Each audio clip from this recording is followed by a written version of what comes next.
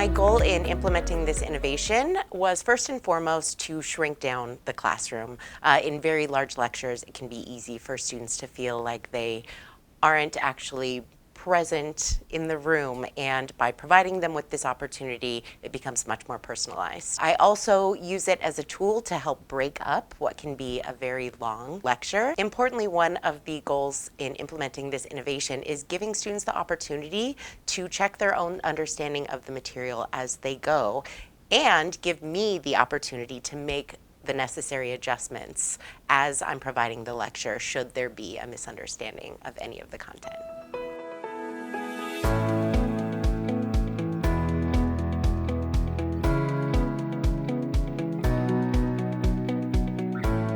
The way this innovation works is that at certain intervals throughout the lecture, we'll pause and I will present a multiple choice question to the students on the slide. The students will take a moment or two to reflect on their answers, and then I will instruct them to provide the response that they believe is correct. Headache. So she takes some aspirin and her headache goes away. Gina, not in now, but is now more likely to take aspirin. This illustrating. Identify the behavior, the consequence, and the effect. Take a minute to think about it. We'll do another poll. I also ask them to close their eyes before providing their answer, and this helps prevent some of the bias that can come when seeing other students' responses as well. Close your eyes, please.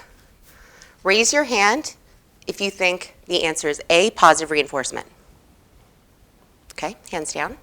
The way that I come up with good poll questions is building off of previous iterations of the course where I know that I've seen common misconceptions or pitfalls in the past. By doing this, I'm able to continuously refine the polls with each iteration of the course as it's presented to come up with more accurate and more specific poll questions each quarter. After the polls are done, I'll ask the students to provide me with the rationale for their arguments because it helps me to gauge their understanding of the material. So just to clarify, the positive and negative only applies to the consequence and punishment and reinforcement only applies to the effect. That's absolutely right. It also provides them with opportunities to engage with me and their fellow students. And importantly, when students are able to teach each other, it really helps reinforce their own learning.